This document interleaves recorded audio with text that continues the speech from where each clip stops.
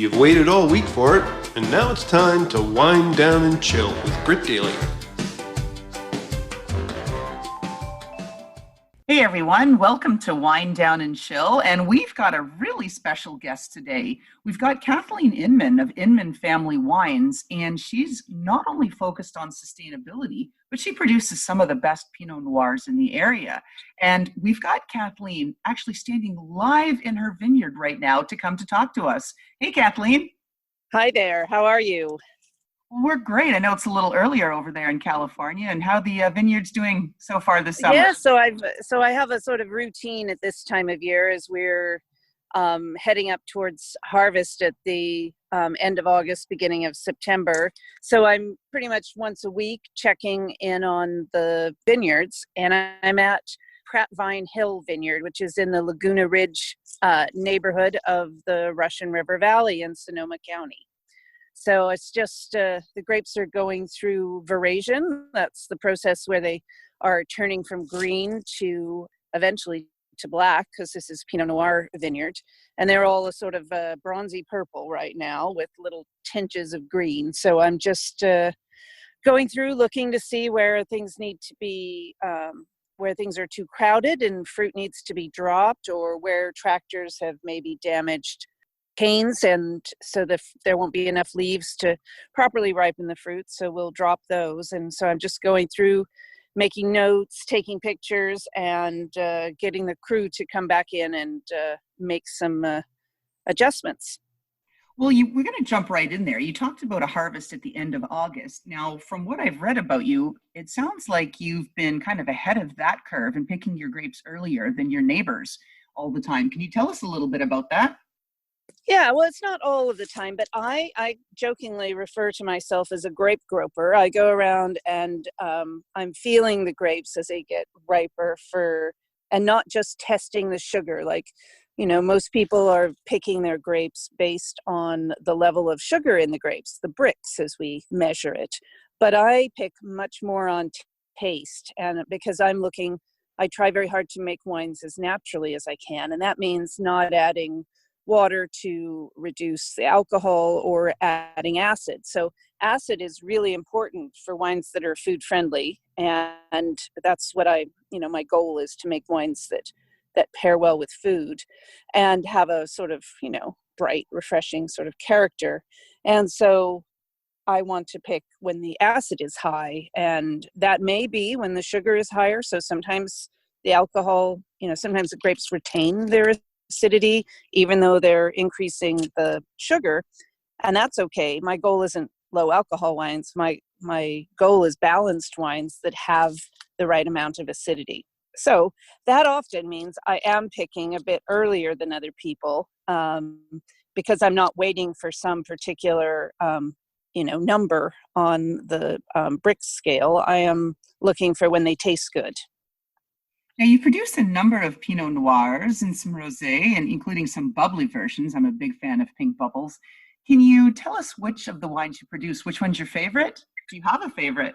Well, I used to so when I started, I was just making estate wines. So I grow Pinot Gris and Pinot Noir at my Olivet Grange vineyard, so the OGV estate. And so I used to joke that asking me to choose a favorite was like asking me to choose between my blonde daughter and my redheaded daughter. But now that I make a lot of wines, it is easier to choose. And I am a huge fan of my estate vineyard. So that's what I make my Endless Crush Rosé from, as well as the estate Pinot Noir and the Brut Rosé that you mentioned. So it's more of having a favorite vineyard as opposed to a particular wine. Now, as far as getting to that, sort of rolling things back a bit, you spent 15 years in the UK in finance, but you went there already with an established affinity for wine, having, from what I've read, met your husband as you were offering wine tastings and working in a winery. How many years did it take until you really started to feel that pull that you must return to California and do something with wines? Was it the whole time? No. It's funny. I love living in England, and I'm a passionate gardener, and England is just the best place to be gardening. It was really when we were having a family holiday here in California in 1997 that after visiting my family in Napa and my husband's has family that were in here in Sonoma County, we went up to Mendocino and we were having a bottle of wine after we put the children to bed in the hotel, and we were saying maybe we should just give everything up in the UK. My husband is an attorney, and I was a headhunter at the time. And maybe we should just give it up, and we could come back to California and grow grapes. I didn't really initially think about making wine. I was much more on the farming side, but then once we got here, because we made this crazy decision and moved here in May of 1998, and then bought the land for Olivet Grange Vineyard in 99, that I finally decided, instead of just making grapes, I think I'm going to create a wine brand. And that's when we created Inman Family Wines. The UK, though, isn't really renowned for sustainability. Why did this become such an important aspect of all that you do at Inman Family Wines? Well, I think that's something I've always been interested in, even when I was a child. In the 70s, I was interested in recycling and ecology, as we called it then. And when I moved to England, I wanted to do all my gardening organically, and so I sort of taught myself about composting and I had a worm farm and worm teas and things like that. It just seemed to be me very natural that when we came back, or when I came back to California, when we all came to California, that we would, that I call it my eco ethics, the things I believe in, that I'd put it to work in my business. So one of the things that I'm always curious about, as I said, I love pink bubbles and they're really catching on. Do your male clients enjoy them, or do they eschew them because, rosé is for women? So what's that reaction? Well, I think they're equally enjoyed. I don't think there's the particular ones that I do. They're quite low dosage, so they're on the very dry side, and they're really beautiful. I find there's no sort of gender bias towards my Brut Rosé. Okay. And we know that you've been having virtual happy hours with your Meet the Maker. How have those been received? Oh, I've been having so much fun doing these virtual happy hours. And I think it's been a wonderful way to meet new people, but also companies have really been enjoying them. So I've been doing a lot of corporate wine tastings where people are either entertaining their customers or using it for team building.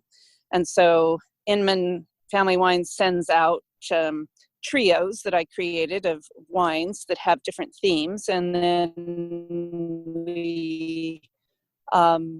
I take people out into the vineyard, which I think most people doing these virtual tastings are not actually doing. We go into the vineyard and we look at what's happening, actually in the vineyard. And then we come back into the winery and sit down and taste pretty much like we would if people were actually visiting me at the winery. It's been great fun. I think I've met over 1,000 people so far. It's crazy. And I'm not exaggerating. The spreadsheet is enormous. And I've got probably, most days this week, in the next 3 weeks, I've got 3 tastings a day. So burning questions that I have is that you took out very early. You've got premium wines and you chose to use the Stelvin screw caps. So did consumers lament the loss of ritual, like opening a screw cap wine? And what was that initial reaction? Yeah, well, Inman was the first luxury brand to start a new brand, all screw cap, back in 2002. So for me, I've been doing it so long that I don't really even think about it. Sure, around between 2002 and 2005, I had to sometimes explain to people why I was doing it. But I found over the years that there's been a lot less issue, and people actually collect my wines, and they age fantastically well with the screw cap. I use less sulfur dioxide in the winemaking, and there's no need to put an extra bump of SO2 into the wines when bottling, which you normally have to do with a cork. So I'm ending up using usually 30 to 40% less sulfur than dioxide than most wines. I love that each bottle is consistent because of the uniformity of the closure, whereas corks vary a lot in their porosity, and they let in different amounts of oxygen, so they then impact the wines differently. And of course, it's very easy to open. No special tools required, and I think that's always nice as well. And there's, and the real reason I started in 2002 was there was just such a high percentage of wines that were corked. That is, they were damaged by the TCA in the cork, and takes away the flavor. Adds either bad flavor or sort of mutes the fruit or makes it taste like grandma's basement. And so there's a multitude of reasons why they are superior, and especially for the style of wines that I'm making. Now, one other question. So you're a bit of a contrarian in the sense, but you're also one of a growing number, small still though, of female vintners and wineries. So what advice would you want to share to other women who are considering a similar path? It's a tough path if you are coming up through traditional methods of joining larger wineries and working in the cellar, or joining the lab and trying to get on to the winemaking side. But I think working with smaller wineries as a target is a good thing for women personally, where you can find mentors and you can work with those mentors to help you move up in your career.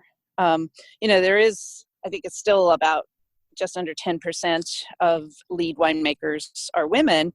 And, a lot of those women are like me. They have their own businesses. They're either consulting or they have their own wine brands. And that's very often because there's a bit of a ceiling in getting to the lead winemaking positions in many wineries.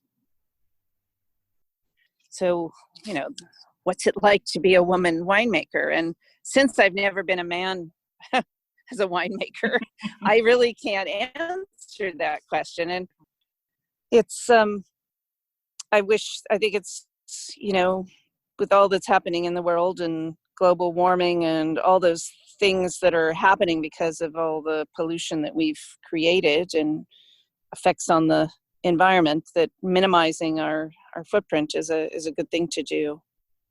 Absolutely, 100%. Well, thank you for talking with me today. And it's the first time I've done a interview in this vineyard. Usually I'm in the Olivet Grange, and this is the Pratt Vine Hill vineyard. So a little bit of a different location. Oh, there you go. I'll have a little fun with that.